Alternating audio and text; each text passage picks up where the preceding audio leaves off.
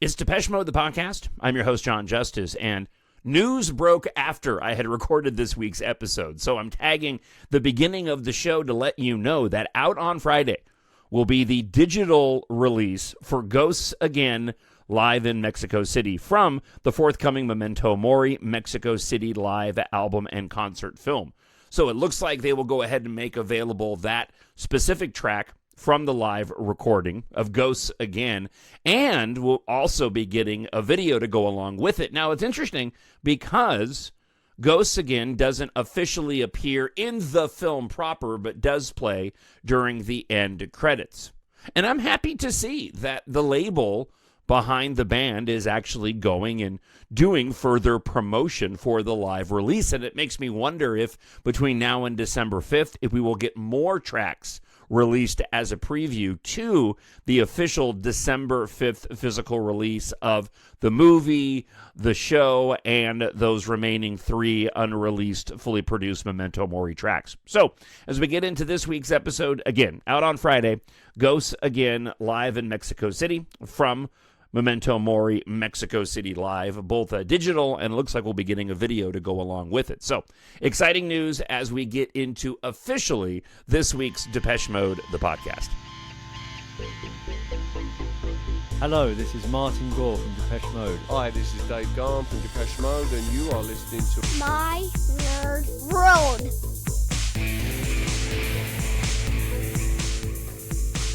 Welcome, fellow devotees, and it's Depeche Mode, the podcast. My name is Jon Justice. I'm your host.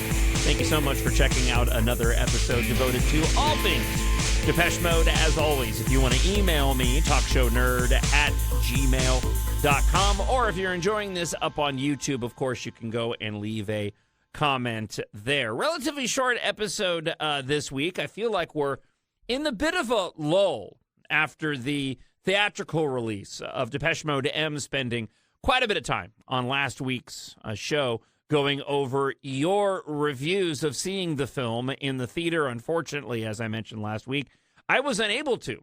So now we're in a bit of a quiet period as we await the arrival of the physical release of the film, the entire concert release to go along with those deluxe editions of Depeche Mode in Mexico City, Depeche Mode M, and of course, the remaining 3 fully produced tracks from the Memento Mori sessions, which brings me to the content this week. We do have a listener feedback to share. Like I said, it's been a little quiet over the course of the past week, but understandable.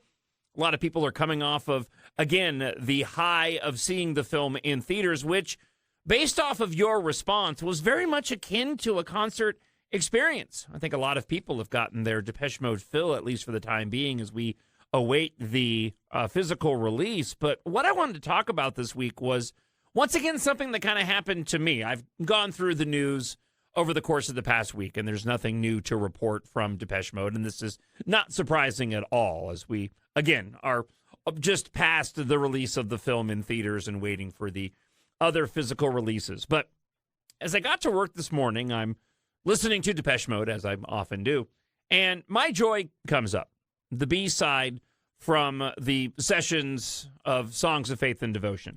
And this is a song that has come up a lot when we're talking about B-sides here on the show throughout the years. It seems to be a B-side that a lot of fans, myself absolutely included, gravitate towards, and even going so far as to raise the question of why My Joy was not included on Songs of Faith and Devotion. There are arguments to be made regarding the way the song is crafted as it relates to the rest of the album. I think I said last week that if I were going to go and swap a track out on Songs of Faith and Devotion and replace My Joy with it, I'd be hard-pressed to be able to pick one particular track. I guess the closest proximity I could probably point to would be Get Right With Me. That being said, I absolutely love that song, and I love all the tracks off of Songs of Faith and Devotion. I think there's an argument to be made of which album I enjoy more. That is Violator or Songs of Faith and Devotion. But something struck me this morning while listening to My Joy, a song that pops up a lot on my playlists, especially on Shuffle. And that is how similar My Joy actually is to I Feel You. And then I got to thinking further about In the End, which is also a song that I absolutely love. And I've made the comparison or explanation of why Martin and Dave may have left In the End off of Memento Mori. And that would be because of its close relationship in terms of pacing, tempo, probably a better way to describe it, tempo, and lyrical content to Ghosts Again. While listening to My Joy this morning, I actually realized for the first time that it shares a lot of qualities that I Feel You has. And if you were choosing between the two tracks at the time, I could certainly understand why the band as a whole would go with I Feel You, especially considering that I Feel You was the lead single off the album. And a track that Depeche Mode typically would go and point to when introducing a new album, wherein they want to show the audience and they want the fans to know that, hey, this album is going in a different direction.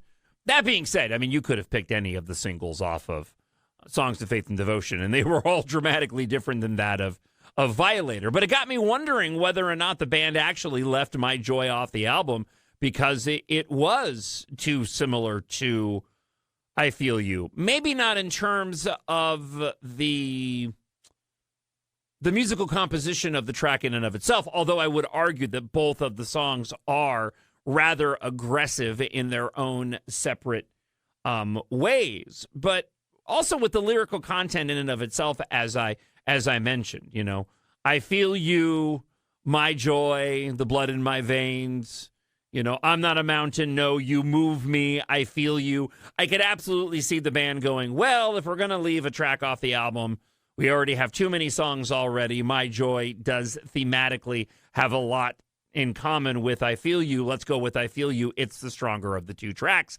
It got me thinking, though, well, I wonder what would have happened if they had gone with My Joy, especially My Joy as the lead track off the album. I do very much enjoy I Feel You. It is not my favorite track by any stretch off of Songs of Faith and Devotion. It's a song, when I first heard it as a fan, I was thrilled to be hearing new music from Depeche Mode, especially off the popularity of Violator. As I've talked about in, podcasts a long time ago when breaking down Songs of Faith and Devotion, I Feel You was incredibly challenging for me as a fan because it really required me to sort of upend my own thoughts and feelings about the band and expectations of where the band was going musically, as it was such a dramatic departure from what we had heard off of Violator. Certainly sounded like that at the time. I think in retrospect, it wasn't as far away from Violator. Violator's bluesiness was underneath and was more seductive than what Songs of Faith and Devotion delivered, where the blues and the rock elements were more pronounced and put way up front. But again, considering the combination of the two, it got me thinking, what would it have been like if Depeche Mode had decided that they were going to lead with My Joy instead of I Feel You? And adding to the list of questions that I would have for the band, were I given the opportunity to interview Martin or Dave, that would certainly be one of them. Why did you guys decide on particular tracks being left off of albums? And specifically, I would ask My Joy and also In the End. As always, love to know your thoughts on this. Just a bit of a tangent. We were talking B-sides last week and awaiting the arrival of essentially the last 3 B-sides from Memento Mori. I'd love to hear your thoughts. TalkShowNerd at gmail.com or leave that comment up on YouTube. And with that, let's go ahead and get to your listener feedback this week after getting a lot of feedback. After Depeche Mode M was released in theaters, quiet this week. Only got one to share with you.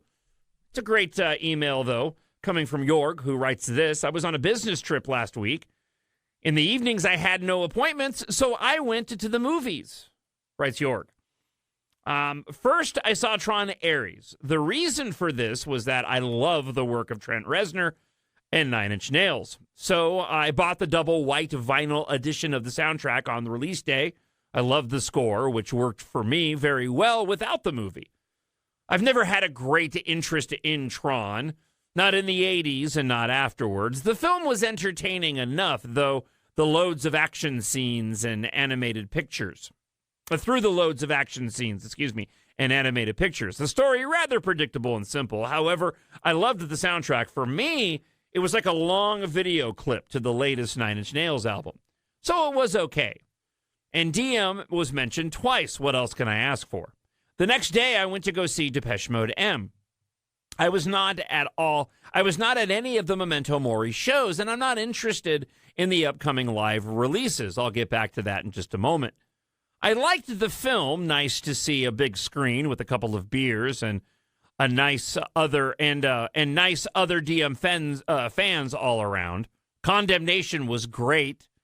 And some other tracks, too. I still do not like the drumming of Christian.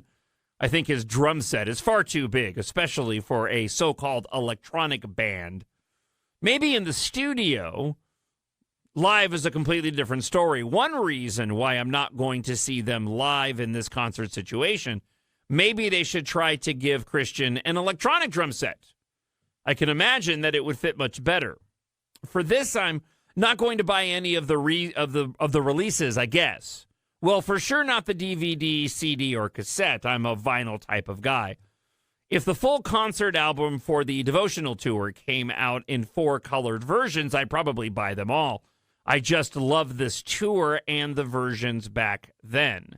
I am not interested in the Memento Mori tour tracks. I would love to have the 4 new tracks, though, which will probably be on side 8 of the 4 times vinyl release.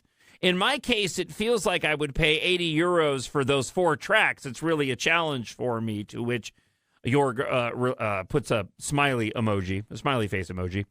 I wish there'd be a separate release with the 4 new tracks. That's it for today. Thanks and keep it up, York. So those 4 new tracks will be available via streaming when they end up getting released. There's no doubt about that. So interesting take regarding your lack of wanting to have the entire concert and the drums. You know, it's interesting for me because I should say interesting. My thoughts on it in terms of Christian Eiger's drumming, I never really thought much about it.